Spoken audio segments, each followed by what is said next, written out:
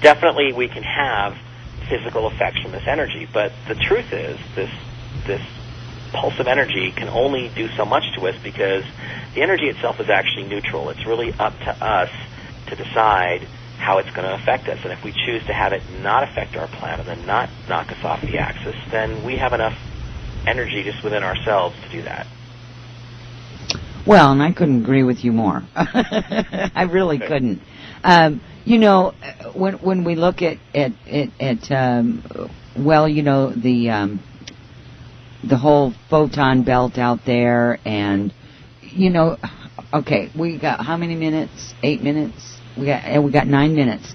So one of the things I just don't want to start something and we can't finish it here. Right.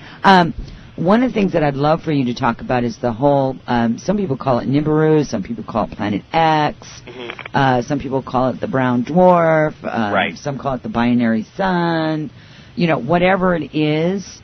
Can you talk a little bit about that? Yeah, a lot of the theory, the nemesis effect is what I called it. It's kind of Richard Hoagland's theory that you know, he's worked on for a while, is that based on the spin energy, what's called angular momentum in the solar system, if you look at the connection between luminosity, in other words, how bright a planet is, how much energy it puts out, and all the different wavelengths, including the infrared and ones that we can't see. Just to make a long story short, there appear to be a couple of missing planets in the solar system. Not just the ones that were destroyed, but there appear to be other ones still out there that we haven't discovered yet. Now, one of the theories about this is that it's something along the lines of Zecharia Sitchin's concept of Nibiru. Now, you know, whether you believe the Sumerian stories or not, and quite frankly, I don't really believe them, there is an idea that all this stuff would work out exactly perfectly if there was one or two missing planets about 50 billion miles out. Now that is 550 astronomical units. That's the distance from the Earth to the Sun. 550 AUs away. So that's so far out that you can't even really consider it to be part of the solar system. But there seems to be some evidence based on gravitational anomalies, based on the fact that a couple of deep space probes, the Pioneer and Voyager probes, seem to be being tugged on by something. They're moving slower than they should be, and their path out of the solar system. It seems like there's something out there. Now, because these objects are way out there, and because they have so much torsion energy, spin energy, if they are also lining up with the galactic center and the sun and the Earth during this period, then they're going to add their energy to this whole concept, to this whole experience we're going through, and that's going to amplify things even more. So we're going to end up with, you know, a really spectacular moment here in the next few years that can really dramatically change our planet for better or for worse, and physically or spiritually, depending on how we decide. So let me interrupt you real quick. So do you think that this is going to coincide with the astrological event? Yes, because okay. This is a contributor to the astrological event. But and again, I talk about this in the choice in the later chapters. It really depends on whether this large planet, Nibiru, or a brown dwarf star, or whatever it is, whether it's between the sun and the Earth and the galactic center, or whether it's on the opposite side away from us. In other words, whether it's a conjunction or an opposition. So either way, it's simply going to amplify the other astrological aspects that are already going to be happening during December, you know, during 2012 and 2013 in the next few years. Okay, so now this is getting off your book just a little bit, because I'm going to ask you, is some of this information that you're sharing have to do with the research you did for Dark Mission? Oh, yeah. Yeah, okay. Yeah, I mean, actually, I go into hyperdimensional physics in the choice, but there's actually a much more extensive and much more academically written chapter on it in Dark Mission. And, yeah, it has to do with that information there. And also, you know, Richard and I have just been talking, we've been talking about Nibiru and whether it's really out there or not. I don't believe it's on this 3,600-year elliptical orbit that comes through and wreaks havoc on the solar system every 3,600 years. I just don't think that's correct. But I think there's an object out there, and I think we should call it Nibiru. And, Dr. Van Flander's theory says there should be something out there. I know NASA has looked for it. We discussed, actually in The Choice, there's a story of a probe called IRAS, which is an infrared astronomical satellite put up in 1982. And where they would be looking for it, if they knew this was a problem, would be towards the center of the galaxy, which would be Sagittarius, or at the opposite end of the celestial sphere, which would be Orion. And lo and behold, in 1982, they found an object 50 billion miles out that fits the description of a brown dwarf in Orion. So they've been looking for it. NASA's definitely looking for it. So, yeah, the fact that I'm a conspiracy theorist kind of led me to some of this information and led me to start going, geez, how does that, that's interesting how that fits in with all the stuff the Mayans are saying and all the stuff the Hopis are saying. So, okay, see, that's just fascinating. Because here's one of the things about being a conspiracy theorist, is if you start out in it and it can really swallow you up. And you kind of just go on that wavelength. But what you said to yourself as you're going through it is like, okay, so we know that this stuff is out here, but what does it mean on a different level? Right. Yeah, and so... I've gone from being a born-again conspiracy theorist to, I don't know what I call myself now, but I don't feel the need to proselytize anymore. It's basically just, but it's useful because those skills are useful for me because I can see patterns and I can see how this piece fits with that piece, how the Mayan, how the story of the serpent rope is a description of a torsion wave, which comes from understanding hyperdimensional physics, which comes from the monuments of Mars, and all these things that I've been studying for 15 or 20 years. Right.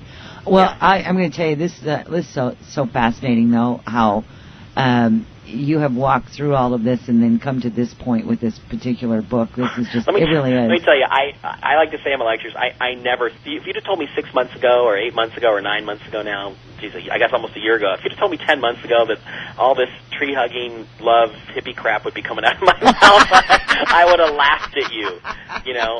Literally a year ago, if you asked me, where are you going to be December 21st, 2012, I said, in Vegas, throwing everything I have down on 33 on the roulette wheel, But not now. Yeah.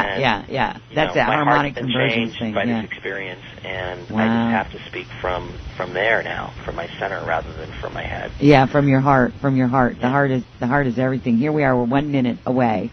So what I want to do is I want to invite everyone in the second hour to please present your questions. The monitors will forward those to me. And when we come back, we take our long break here. We'll be listening to some great music.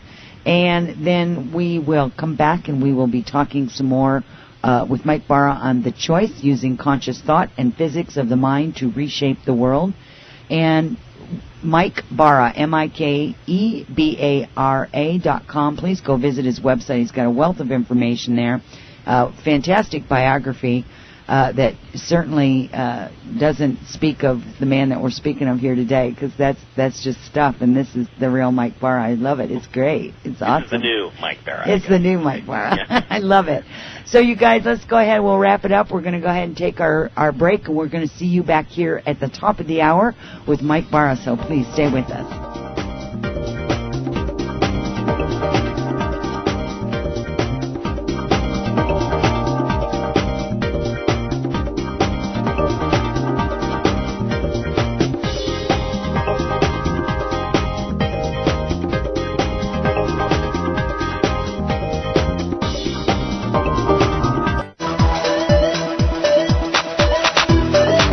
Email Rebecca with your comments to mailbag@journeyswithrebecca.com. You're listening to Journeys with Rebecca.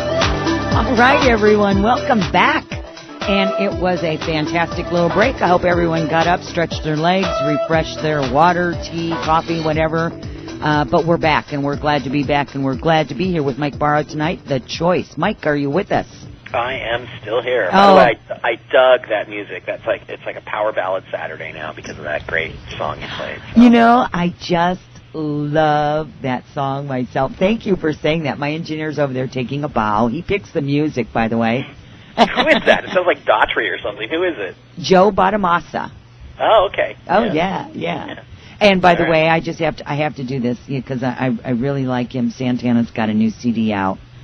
I love Santana. All right, there we go. One of my things. But music, yeah. So we play a little bit of that during each of the breaks. So it gives everyone a chance to kick back and just reformulate and get themselves together and figure it out.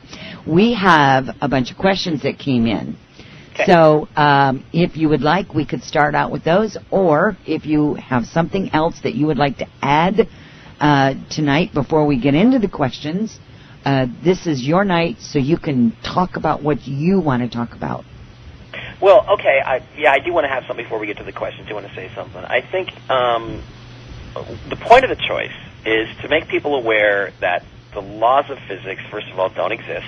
There's no such thing as the laws of physics. All these ideas that Stephen Hawking bases his conclusions on, that there's no God that created the universe. Thank you. I love you. I knew I loved you, Mike.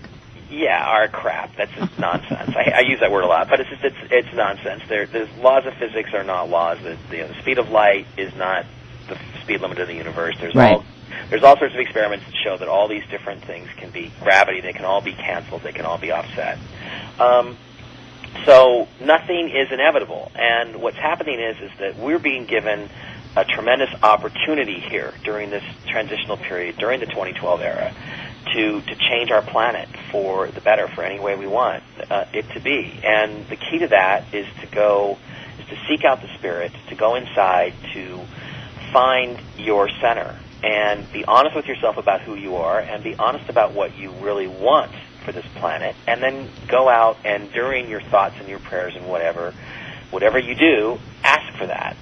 The other important thing is because time itself is nothing but a series. It's nothing but the movement of the stars and the galaxies and the planets. That's what time literally is movement.